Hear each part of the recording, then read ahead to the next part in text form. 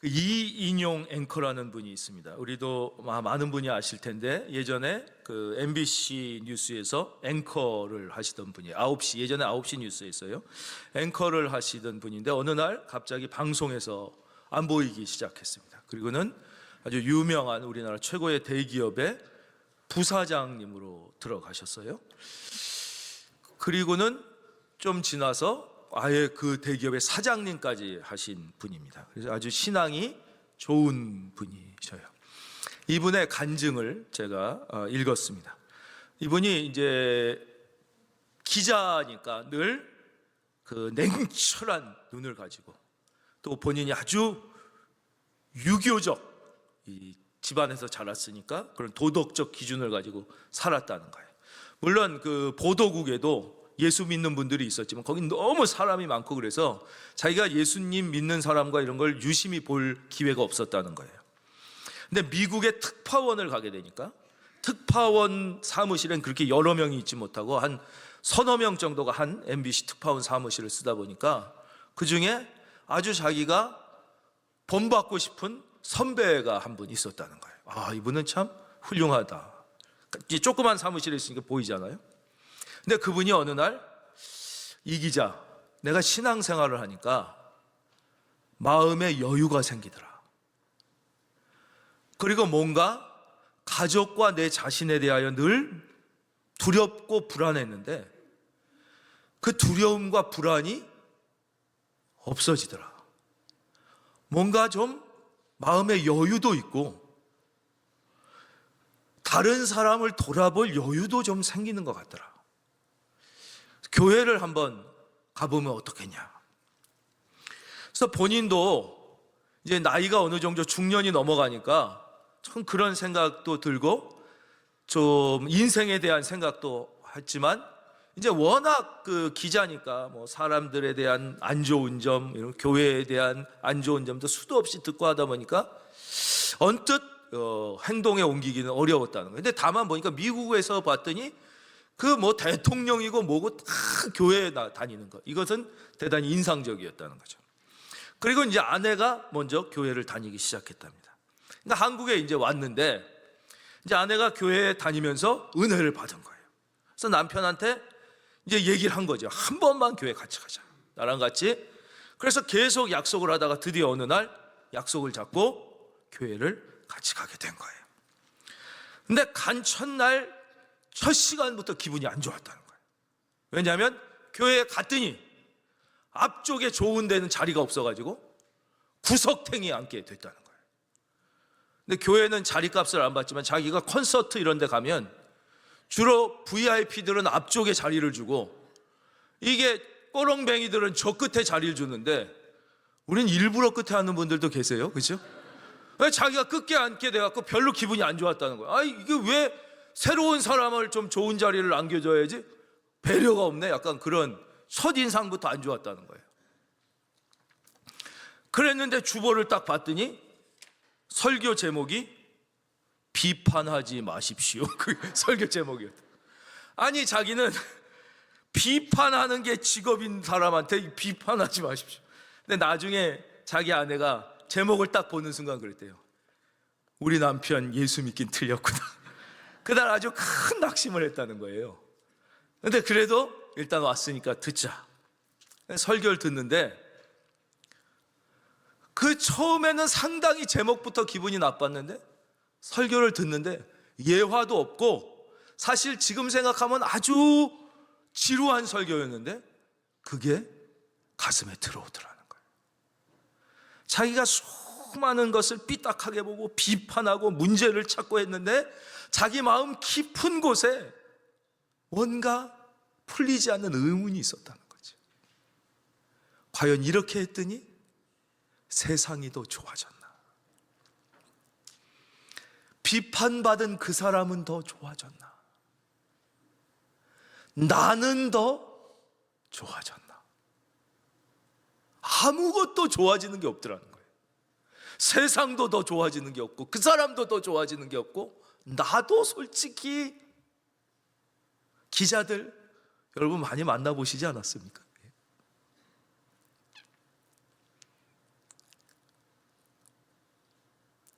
그래서 그 말씀이 뭔가 자기의 오래된 문제를 당장 해결해 주진 못하지만 약간 빛을 비춰주는 듯한 느낌이 들었다는 거예요. 그래서 교회 나오면서 자기 아내한테 다음 주에 한 번 더 이 교회 나와보자 그랬어요. 그러면서 자기의 신앙생활이 시작됐다.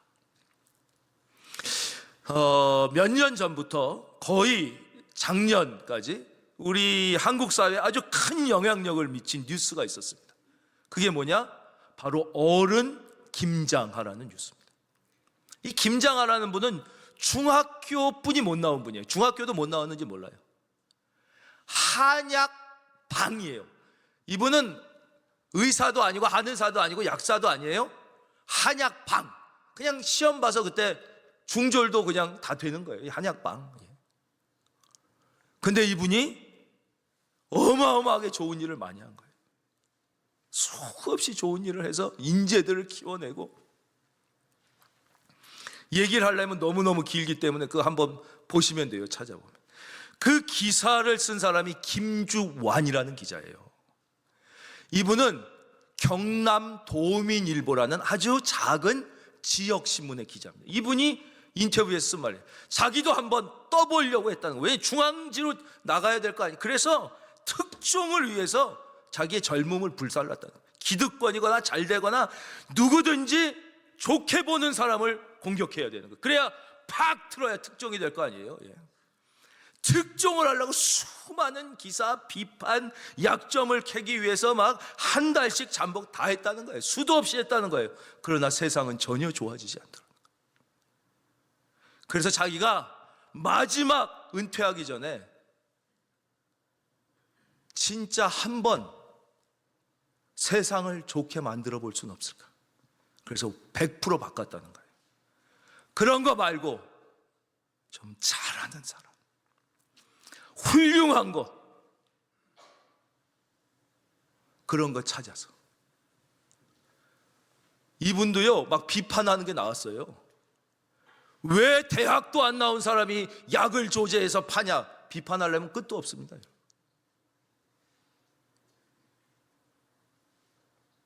그렇잖아요. 중학교뿐이 안 나온 사람이 어떻게 약을 해가지고 팔아요? 지금 약대는 6년제인데. 이 사람이 한 좋은 일. 그랬는데 이게 소위 말해 대박을 친 거예요. 중앙일간지뿐만 아니라 KBS에서 이걸 다큐멘터리로 만들고 모든 신문에 다 나고 책이 되고 영화가 되고. 김주완이 누구냐? 그래가지고 이 기자가 인터뷰하러 다니면서 자기가 졸지에 최고의 유명인이 됐다, 그렇게 쓰고 있어요. 여러분, 생각을 바꾸십시오. 여러분의 인생이 달라질 것입니다. 우리는 고민을 맨날 해요. 이러면 안 될 텐데. 그런데 그런다고 될까? 아, 내가 말씀대로 살아야 될 텐데. 아, 그런데 그래도 더 안 되지 않아? 아닙니다. 여러분, 될 수 있습니다. 하나님이 여러분을 도와주십니다. 여러분은 하나님의 사람입니다. 오늘부터 인생의 점프를 보세요. 날 때부터 안전뱅이 돼서 40년 앉아 있었지만 나사렛 예수 그리스도의 이름으로 명하노니 일어나 걸으라 했을 때 고민했으면 안 되는 거예요. 날 때부터 못 걸었는데 우리는 그래요. 아유, 내가 예수 믿은 지 몇십 년이 됐는데 안 되더라. 하려고 그래도 또 안 되더라. 맨날 우린 고민하죠. 그리고 또 후회하고, 아유, 예수님. 여러분, 고민하지 마세요. 그냥 하면 되는 거예요. 하면. 예. 일어나 걸으라 그랬을 때 그냥 생각 없이 일어난 거예요. 말씀대로. 그랬더니 어떻게 됐어요? 뛰기도 하고 걷기도 하며 하나님을 찬양, walking and jumping and praising the God. 여러분의 인생에 뛰는 은혜, 점프하는 은혜, 하나님을 찬송하는 은혜가 임할지어다. 그게 노래하는 인생 되는 거예요. 그 전까지는 우는 인생, 징징대는 인생.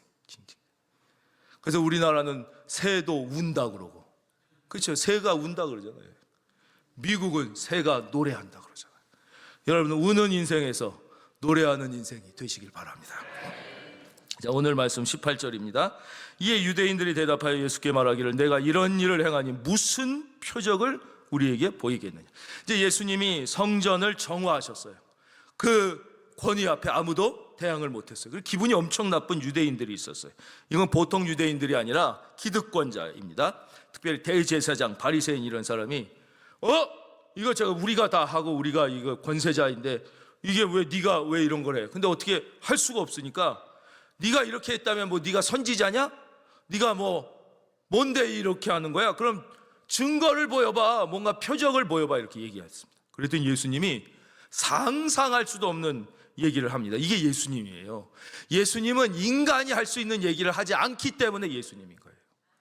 그래서 예수님의 말씀이 이해가 안 된다, 안 믿어진다, 당연한 거예요. 이해가 되고 믿어지는 얘기를 하면 그건 인간이 하는 얘기지. 예수님은 인간이 아니라 하나님이시기 때문에. 19절 보겠습니다. 이건 아주 중요한 말씀이라 다 같이 읽겠습니다. 시작. 너희가 이 성전을 헐라 내가 사흘 동안에 일으키리라 그랬어요. 그러니까 이 배운 사람들이에요. 가진 사람들이에요. 신앙생활을 오래 한 사람들이 이 미친놈이 말 같지도 않은 소리 하네. 유대인들이 이르되 이 성전은 46년 동안 그 앞에 성전이 있어요. 여러분 사진에서 이스라엘 보면 막 황금돔으로 된 거 보셨죠? 그걸 얘기하는 거예요. 딱 그건 아니지만 지금은 막 롯데월드도 있고 63빌딩도 있고 뭐 다른 것도 높은 게 많아요. 아무리 높아도 이때는 이거 외에는 다 초가집이라고 보면 돼요. 다윗성도 비교도 안 돼요.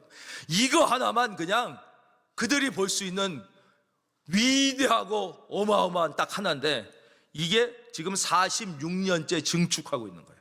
이게 언제 졌냐면 솔로몬이 졌다가 무너지고 다시 바벨론 포로에서 와서 느헤미야 아시잖아요? 느헤미야 때부터 와가지고 스룹바벨이라는 지도자의 지휘하에 이걸 재건합니다. 그거를 헤롯이라는 왕이 아주 못됐지만 추진력은 있는 왕이 있었어요. 예수님 때 동방박사들이 막 절하고 2살 이하 싹 죽이고 했던 그 왕이 증축을 시작합니다.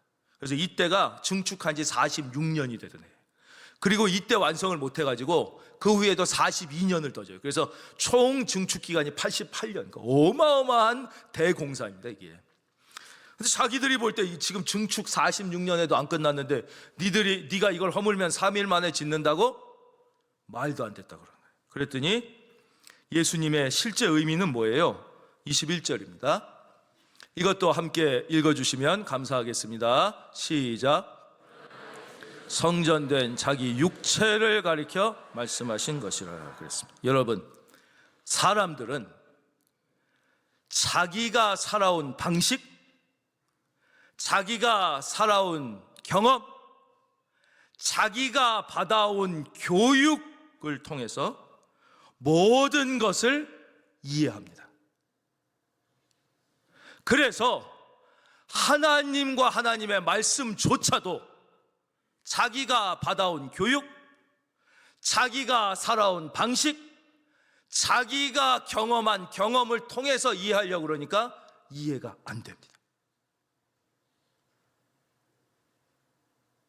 그래서 예수님이 뭐라고 그래요? 너희가 어린아이와 같이 아니하면 결탄코 하늘나라 갈 수 없어. 어린아이는 우리보다 이해력도 부족해요. 아는 것도 없어요. 근데 뭐가 없어요? 편견이 없기 때문입니다.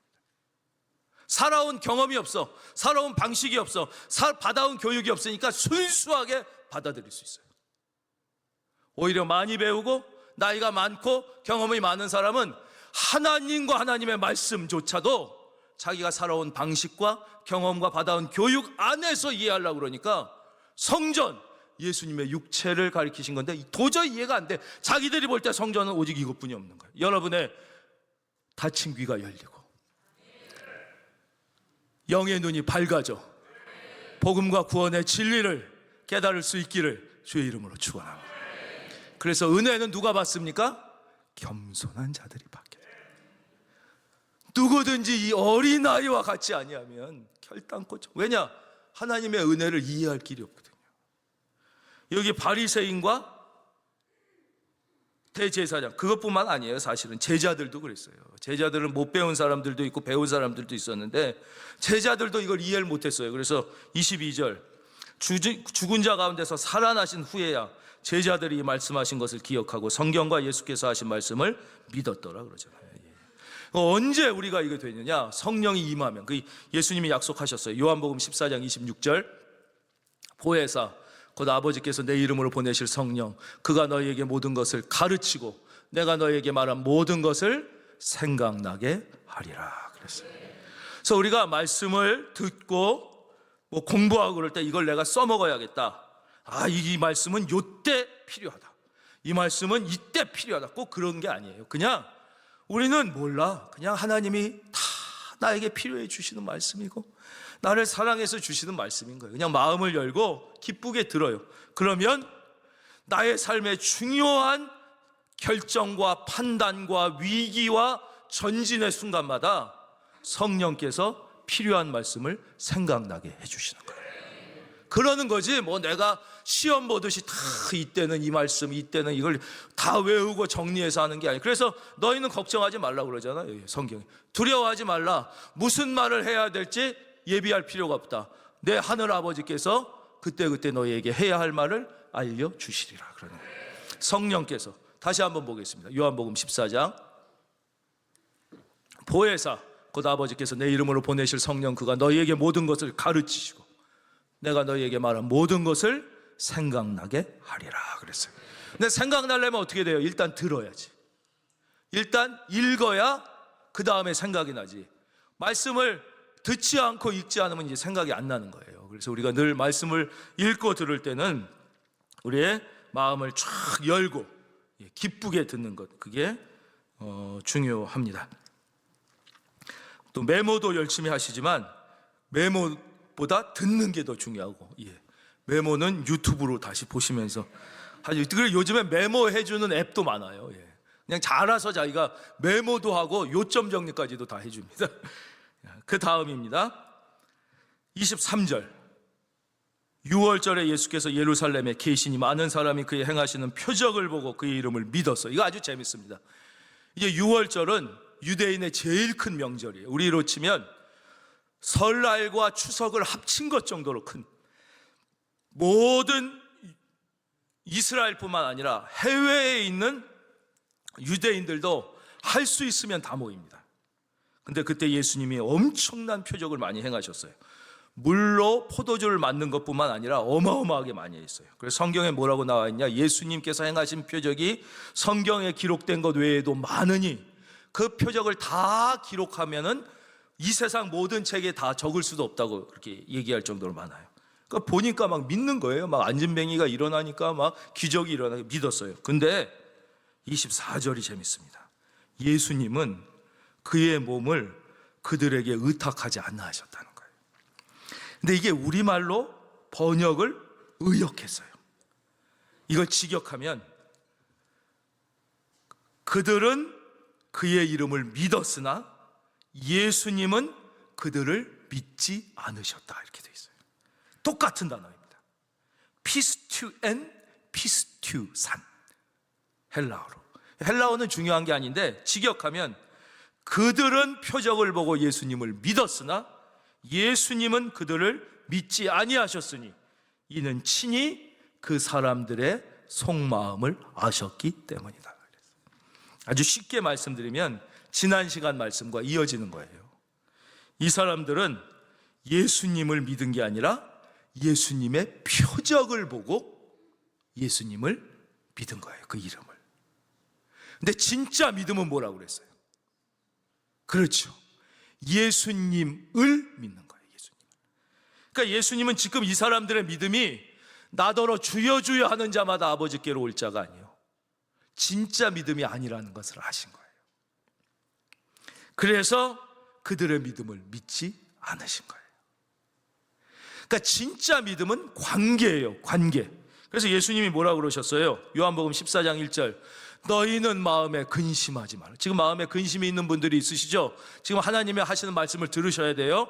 너희는 마음에 근심하지 말라 그랬어요. 아니, 어떻게 근심을 안 합니까? 근심 안 한다고 당장 월세를 해결해 줍니까? 당장 이 병을 고쳐줍니까? 당장 생활비를 대줍니까? 우리는 그런 얘기 한단 말이에요. 근데 하나님 뭐라고 그러세요? 예수님이 아버지를 믿으니 또 나를 믿어라. 여기서 뭐라고 그래요? 나의 돈을 믿어라? 나의 능력을 믿어라? 나의 백을 믿어라? 아니에요. 나를 믿어라. 여러분, 예수님의 돈과 힘이 아니라 예수님을 믿기를 바랍니다. 아빠를 믿어야지. 아빠가 부자라서 돈을 믿으면 그걸 후레자식이라고 그러는 거예요. 돈 없으면 아빠도 아니야. 그건 뭐예요? 이게 인간이에요, 그게? 근데 예수님을 믿어야지. 예수님의 능력만 믿는 건 우리는 별로 잘못이라고 생각을 안 해. 하나님을 아버지라고 그러면서 아버지를 믿지 않고 능력을 믿는 걸, 아니 아버지가, 와 우리 아버지 말하자면 뭐래요? 국회의원이야? 그래갖고 막 나 취직도 시켜주고, 야 국회의원 잘리면 이거 무슨 아버지야? 이건 인간도 아닌 거예요. 마찬가지. 여러분, 하나님을 믿기를 다시 한번 주의 이름으로 축원합니다. 그게 믿음이라는 거예요. 하나님은 우상이 아니거든요. 하나님은 인격이에요. 그래서 우리가 이해 안 가는 말씀도 하시잖아요. 나 여호와는 질투하는.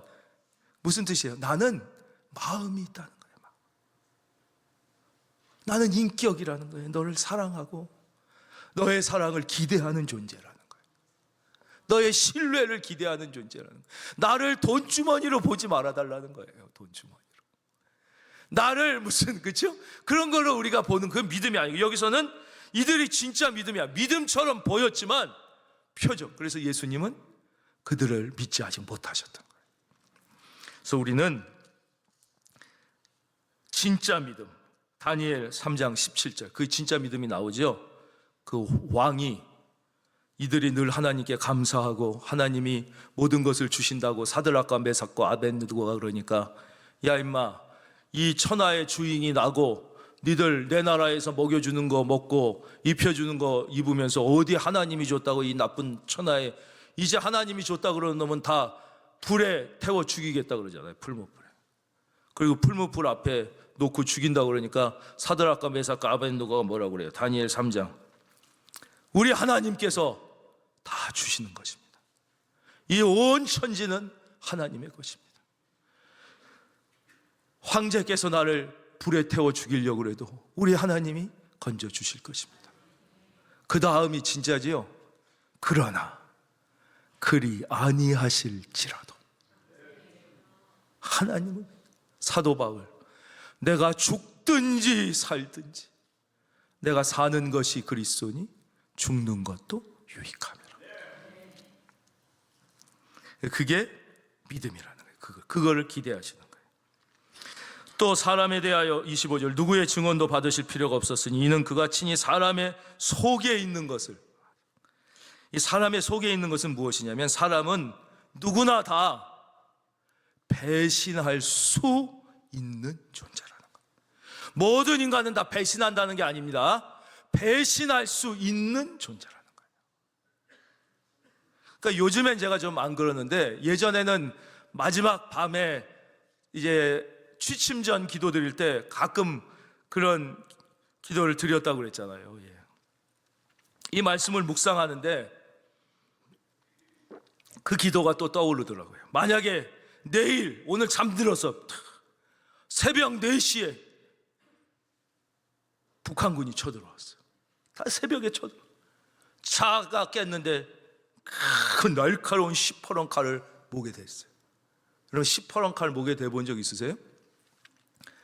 여러분, 칼 앞에서 막 이야! 다 거짓말입니다. 제가 부목할 때 전화가 왔어요. 리더분이. 남편이 자기 부인이랑 애들 죽이겠다고 이제 막 한 거예요. 그래서 이제 경찰이 막 왔어요. 근데 들어오면 죽인다고 아파트에서 막 이러고 있는 거예요. 근데 리더가 저한테 전화를 한 거예요. 우리 구역 식구가 그런다고. 왜 나한테 전화를 했는지 모르겠어요. 그래가지고 이제 갔어요. 근데 이제 복도식 아파트인데 경찰들이 쫙 와 있어요. 근데 제가 그때 강동경찰서 그 신우회에 한 달에 한 번씩 설교를 하러 갔었어요.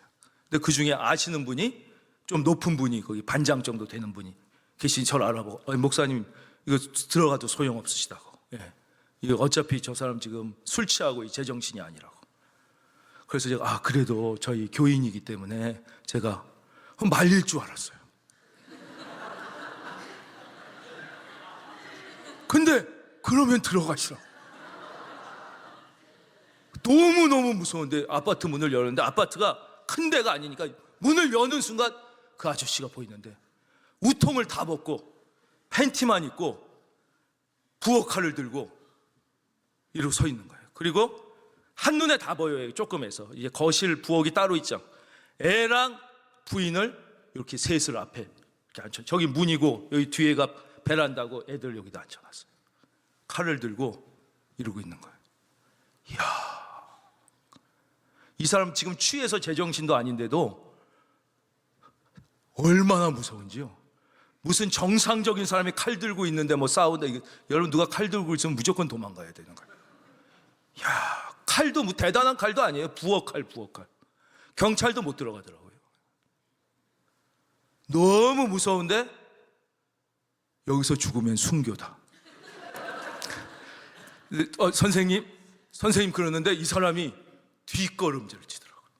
진짜 하나님이 도와주시지 않아. 그러더니 자기 혼자 베란다로 막 가더니 그러고 뛰었어요. 밑에 이미 소방대가 이제 그걸 다 깔고 있잖아요. 그냥 뛰었어요. 그래서 제가 훌륭한 목사가 됐어요. 그리고 목사님이 들어가셔가지고 해결해 주셔. 제가 해결한 거 하나도 없이 그분이 갑자기 제가 들어갔더니 이러더니 거기서 그냥 이러고 팬티만 입고 뛰시더라고요. 만약에 공산당이 여기다 대고 너 예수 한 번만 부인하면 살려준다 그럴 때 배신 안 할 수 있을까요? 진짜 순교자 마터처럼, 저스틴 마터처럼 예수님이 단 한 번도 사탄 앞에서 나를 부인하신 적이 없는데 내가 어떻게 그분을 결심한다고 되는 게 아닙니다. 애가 물에 빠졌는데 엄마가 나는 애가 물에 빠지면 반드시 구하리라 결심해서 하는 엄마가 어디 있어요? 그냥 본능적으로 뛰어들어요. 베드로가 아무리 결심했어도 위기 때가 오니까 다 부인하는 거예요. 하나님이 그때 도와주셔야 되는 거예요. 인간은 누구나 다 그래요. 우리 교회에 진짜 착하고 신실한 목사님이 있어요. 저보다 10배는 더 착하고 신실해요.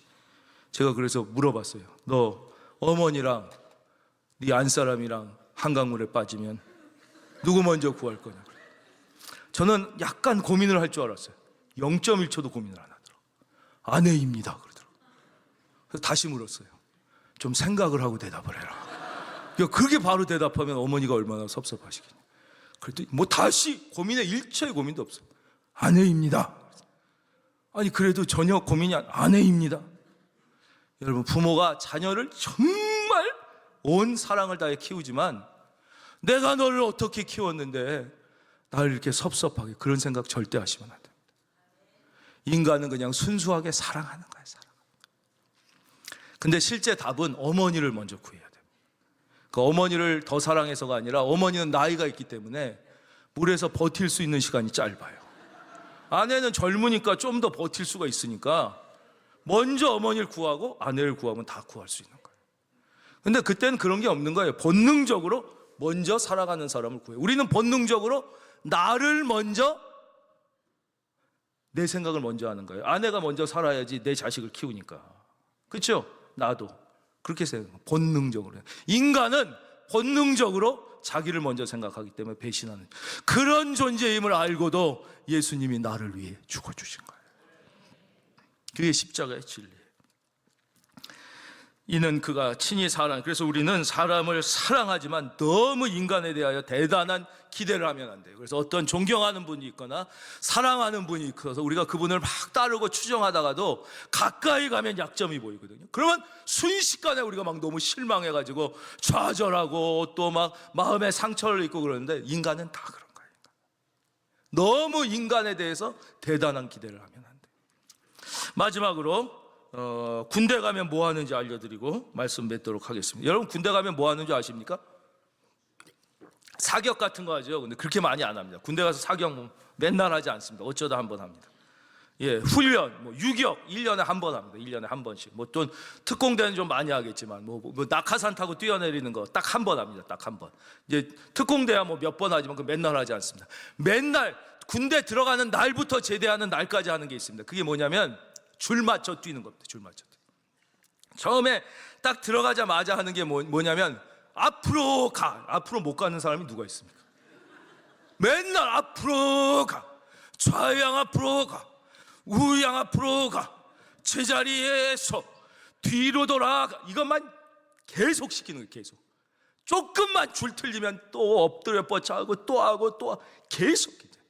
병장 제대하는 날 아침까지 구보 그러면, 아니 그럼 잘 뛰는 애도 있고 못 뛰는 애도 있고 그렇잖아요. 근데 그런 건 소용. 다 똑같이 뛰어야 돼. 무조건. 아무리 잘 뛰어도 똑같이 뛰어야 돼. 똑같이. 아무리 못 뛰어도 똑같이 뛰어야 돼. 그날 컨디션에 따라, 저는 오늘 컨디션이 나쁘니까 2km만 뛰겠습니다. 그런 거 없어요. 안 좋아도 2km, 좋아도 2km, 뭐 속도도 다 똑같이 뛰어요. 어떻게 똑같습니까? 사람이 잘 뛰는 애도 있고 못 뛰는 애도. 무조건 똑같이 뛰어야 돼요. 그리고 더 뛰고 싶어도 안 돼요. 쓰라 그러면 무조건 서야 돼요. 뛰라 그러면 무조건 뛰어야 돼요. 이쪽으로 뛰라 그러면 이쪽으로 뛰어야 돼요. 저쪽으로 뛰라 그러면 저쪽으로 뛰어야 돼요. 마지막 날까지 처음부터 끝까지 그것만 하는 거예요. 좌양 앞으로, 우양 앞으로, 이쪽으로 가, 저쪽으로 가, 또 가, 또 가, 또 가. 지겹도록 그거 하다가 그냥 제대하는 거예요. 이게 뭐 하는 거예요? 왜 그런 줄 아십니까? 여러분, 전쟁이 나서 폭탄이 터지고 총알이 날아오면 인간은 첫째, 공포가 오면 굳게 됩니다. 못 움직입니다. 그러면 죽는 것입니다. 가라 그러면 가야 됩니다. 전진하라 그러면 생각하지 말고 전진해야 군대이고 이길 수 있습니다. 여러분, 옆에 폭탄이 빵 터지는데 여러분 어떻게 될 것 같아요? 다 이렇게 됩니다. 무조건 가야 되는. 앞으로 가. 그럼 가야지. 멈추면 죽는. 그래서 무조건 군대 가면 앞으로 가, 좌양 앞으로 가, 우양 앞으로 가. 가는 것만. 가라고 그럴 때 무조건 가야지. 안 가면. 두 번째, 공포, 폭탄이 터지고 총알이 날아오면 사람은 도망가게 되어 있습니다. 도망가면 다 죽는 겁니다. 나도 죽고 너도 죽고 다 같이 죽습니다. 도망가면 안 됩니다. 그래서 가야 되는 것입니다. 앞으로 가, 좌로 가, 우로 가, 뛰어가. 가야 되는 것입니다. 도망가면 죽습니다. 그러나 사람은 본능적으로 총알이 날아오고 대포가 날아오면 도망가게 되어 있어요. 본능대로 가면 죽습니다. 하나님의 말씀은 우리의 본능과 다를 때가 너무나 많아요. 그래서 예수를 믿는 사람은 많아도 은혜를 경험하는 사람이 적은 것입니다. 세 번째로, 사람은 위기에 빠지면 자기만 챙깁니다. 흩어지게 됩니다. 빵 터지면 다 살길 타자 도망갑니다. 그거를 오합지졸이라고 합니다. 백전백패합니다. 뭉쳐서 싸워야 합니다. 군대는 그 위치를 지키고 분대, 소대, 대대가 다 작전을 맞춰서 싸워서 줄을 맞춰야 됩니다. 가기 싫어도 가야 되고 더 가고 싶어도 멈춰야 되고 옆에 전우와 같이 뛰어야 됩니다. 아무리 잘 뛰어도 자기 혼자 뛰면 걔는 죽는 것입니다. 뛰기 싫다고 힘들다고 거기서 멈추면 반드시 맞춰서 뛰어야 됩니다. 그래서 잘 뛰어도 안 됩니다. 같이 뛰는 것입니다. 컨디션 나빠도 뛰어야 됩니다. 똑같이 뜁니다. 구보하면 마지막까지 같이 뛰고 키 큰 애나 키 작은 애나 똑같이 뜁니다.